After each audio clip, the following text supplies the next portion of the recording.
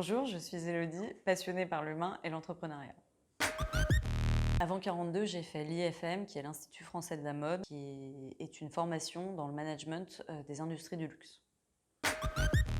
Un hasard heureux qui m'a fait découvrir le test de l'école 42 que j'ai fait et que j'ai réussi. Et ensuite, j'ai intégré la piscine à 42 Paris.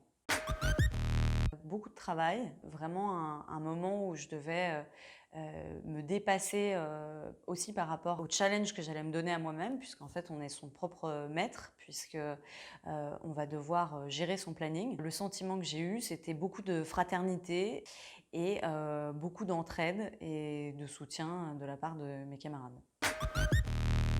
La rigueur, l'ambition d'y arriver et l'intérêt à résoudre des problèmes.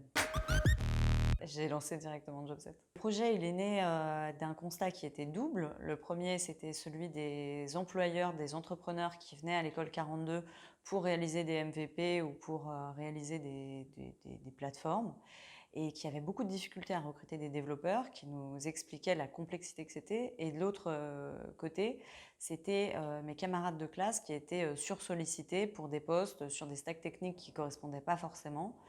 Et je me suis dit qu'il y avait un réel problème et qu'il fallait fluidifier ce marché en tension, puisque la ressource est rare et précieuse. Et c'est comme ça qu'est né Jobset.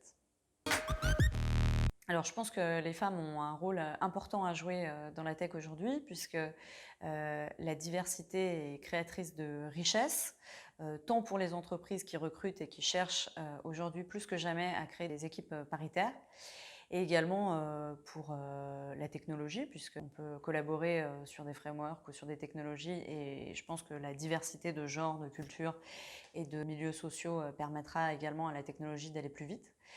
Et je pense aussi que l'impact que vont avoir les femmes qui vont intégrer peut-être les premières promotions de l'école 42, c'est d'être pionnières pour d'autres femmes, d'être rôle modèle pour d'autres femmes et de participer finalement à l'égalité pour justement la numérisation du monde.